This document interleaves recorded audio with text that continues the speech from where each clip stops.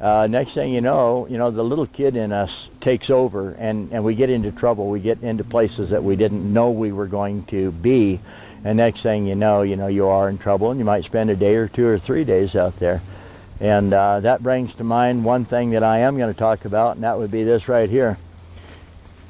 That's called Sharp and Spark. And it's funny, the guy that invented it called it Spark and Sharp. Well, I took a liking to that name, and next thing you know, I'm calling it Spark and Sharp. Its real name is Sharp and Spark. Okay? It's a real good combination. Now, you're not going to carry that in your pocket, and you probably won't even carry it with you. But boy, if you could have something like that I've been chopping on these trees with and stuff, that'd be a real blessing. So anyway, if you take your Sharp and Spark, which has on the top, or whatever you want to call it, I guess it's top, you have a V-notch, and that's a tungsten carbide. I call it a no bottom, no way out, so to speak. You stick your knife in there, it's captured. You got very sharp corners just like it has right here. All right, so when you stick your knife in there and you draw it through there, which would look just about like this right here, you take your knife and you put it in there. You'd never hold it in your hand like this, but just to look at it, it'd look like this. And then you draw, and you can probably see it chattering, and that's stuck. So you got to be really careful about how you bring a knife through that V-notch. All right, the other side, which is actually what I call the open face. So if you have something flat, you grind it 90 degrees, you have 2 corners, one on the top and one on the bottom. And that's what I call the open face.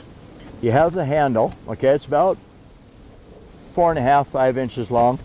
And then in the handle, you have a part that unscrews. That's the black cap. You have your key ring, and that black cap is where the magnesium is stored. You have the end right there, screws in there like that, right in the handle, goes everywhere you go.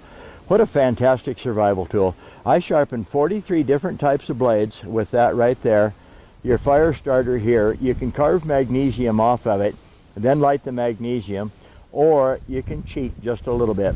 Pick up a little tiny bottle of hand sanitizer. Why? It's 40% alcohol.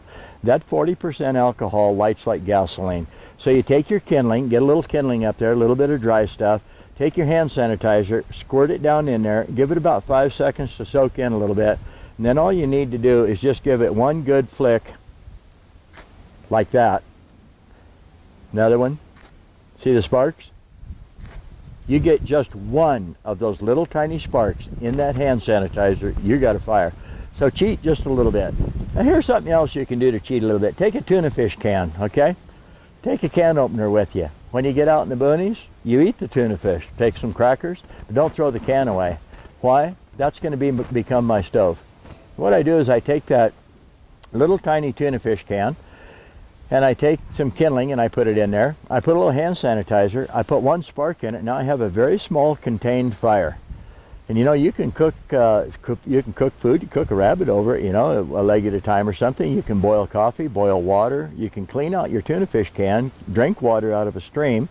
You can carry all kinds of things in it like that. But one of the most important things that you can do is even in your tent, you just take some sticks, just take some things like this right here, a little bit more of it, put it on the tent floor, and all you got to do is put that little tuna fish can on the tent floor, on your sticks, build a little tiny fire, and inside my tent, I can have a fire, and I won't freeze my fingers. I can make some coffee. I can do a lot of stuff like that just because I have that little tuna fish can.